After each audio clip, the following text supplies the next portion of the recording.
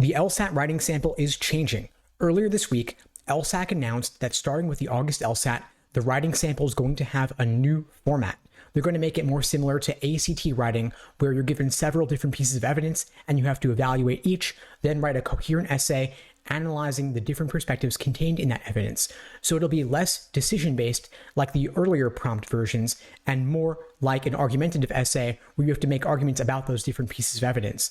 Given the additional work involved, the additional reading involved, they're going to make it longer. You're going to have 15 minutes to plan out your essay, then 35 minutes to actually write the essay. But don't worry, if you already have a writing sample on file, you don't have to write a new one, but you'll be able to if you want to. LSAC has also announced they plan to start scoring the writing sample in the future. It'll still be unscored through at least June 2025, but it'll likely be scored in future years. So the earliest they would start scoring it would be either July or August 2025.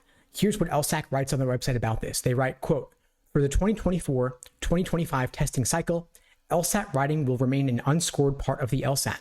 Over the course of the 2024-2025 testing cycle, we will be analyzing data of the new LSAT writing prompt to assess its validity and reliability with a long-term goal of providing a scored LSAT writing assessment that schools may use in their holistic admission process." Now, to be clear, I don't think scoring is a great idea because it's too subjective and graders are often rushed. I remember hearing about how students could easily game the SAT writing essay just by making it longer. Because the graders were so rushed for time, they fell back on surface level proxies for ability by looking to see if you had divided your writing into several separate paragraphs, and they assumed that longer essays were automatically better, which of course is not necessarily the case. Now, why are they making these changes? All of this is likely in reaction to law schools' complaints that the LSAT doesn't currently grade any written material, and law schools want the LSAT to do that work for them. Law schools will clearly be looking at the writing sample more closely in the coming years, and I'll be releasing more on this in the coming weeks and months as the August LSAT approaches.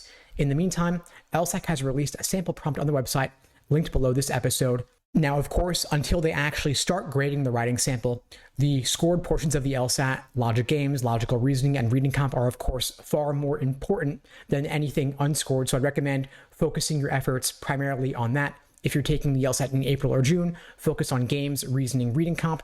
If you're taking it after June, starting with the August LSAT, of course, they will no longer be including the games. The LSAT will have a second scored logical reasoning section instead. If you're taking the LSAT in August or beyond, I would typically recommend that you focus the majority of your effort on logical reasoning, since it's going to be roughly 2/3 of the LSAT starting with the August test.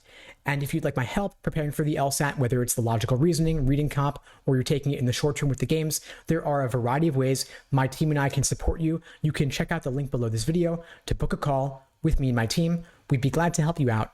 And if you found the video helpful, please do me a favor and share it with someone who needs to see it. I don't do any advertising for the channel. I rely only on word of mouth to help get the word out, and your sharing this video really does make a difference. In the meantime, I wish you all the best and take care.